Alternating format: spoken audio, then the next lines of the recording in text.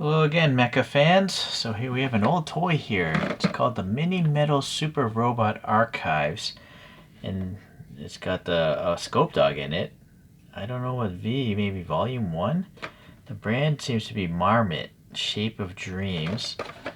And then here's a picture of some other things. Guy King, I don't know this, or that, or that. Oh, that's from the same VOTOMS franchise, a diving beetle. And I don't know what that is, but anyhow, I'm looking for a date. There is a website, but who knows if they're still around. I have no idea how old this is, unfortunately. Yeah. Alright, well, anyways, I was looking online just to see what other things they have. So, this is the robot in question today, but I do see there's a tan version of this Scopedog, so that's cool. There's one with a bazooka or some sort of different kind of gun. Anyhow, and then all these other franchises. There's also this teal version. Darn it! I hope I don't have to buy these. I don't. Well, let's just maybe take a look at this one first to see if it's any good, because it's going to be hard to beat the Takara 148 scale plastic ones. They're so well detailed. I mean, usually metal things are not highly detailed because the molds wear out fast and all that stuff. Alright, so this is some strong cardboard.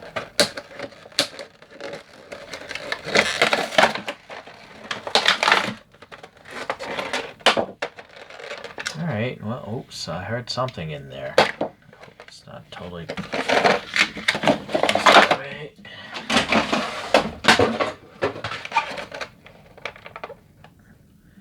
I heard something cling, but I don't see anything else in here. So I don't know what that noise was. Weird. Weird. Let's see how tall this thing is. To the top of the head is probably like 77 millimeters or 3 inches. With this antenna thing though, which I don't know if it goes up, that's around 85 millimeters or like 3.5 inches or something. Somewhere in that ballpark. Clearly the feet are metal, but I don't know if the whole thing is metal. No, see, I'm squeezing this. This is PVC. So part of it's metal to weigh it down, and I think some other parts are not. Alright, well, anyhow. Sorry, I have to find my dental pick, and I have to change my angle so I can actually see the screen.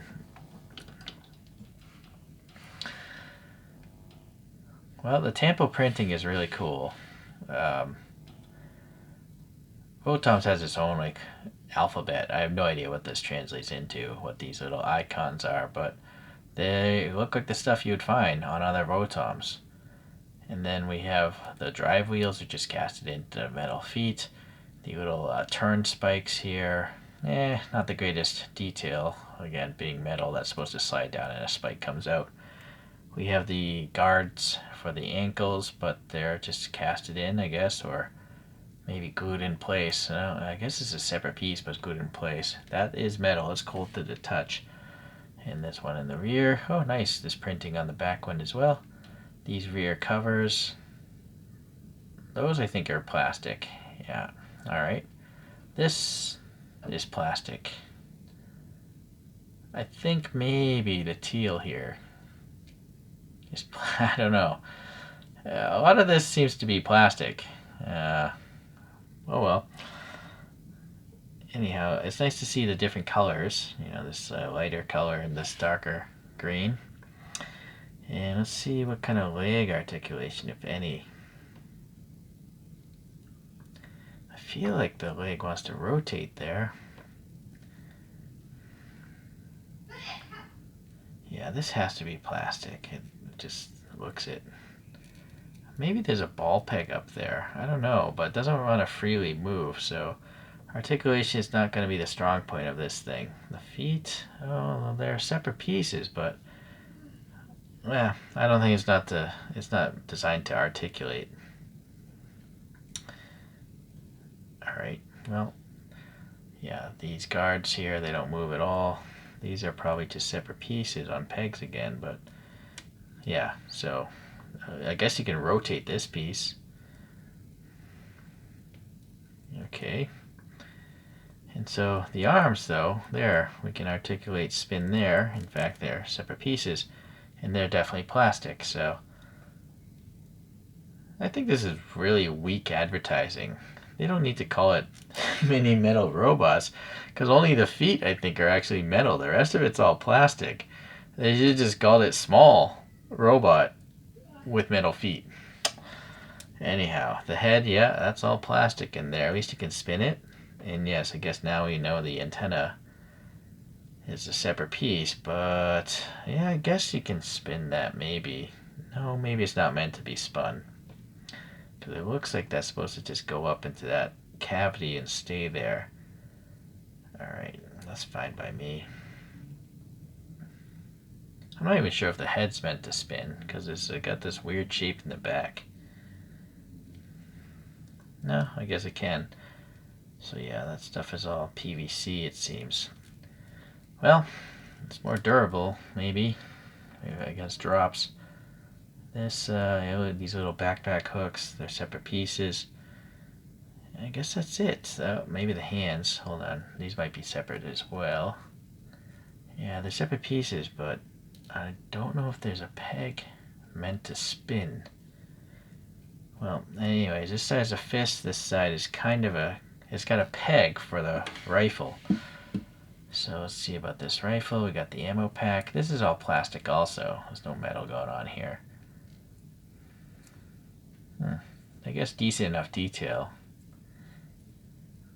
And so that peg, I guess, is supposed to go into the trigger area. Maybe? Maybe? No? Or maybe it holds... No? I don't know where else that peg would go other than the trigger area. I was thinking maybe up here, but I think maybe I have to bend the fingers out a little bit.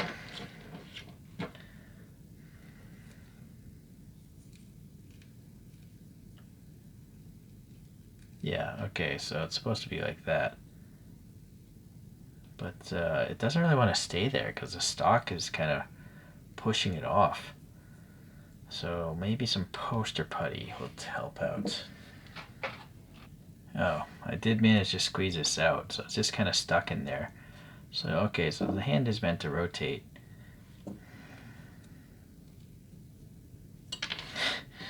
It's so small, it's very fidgety.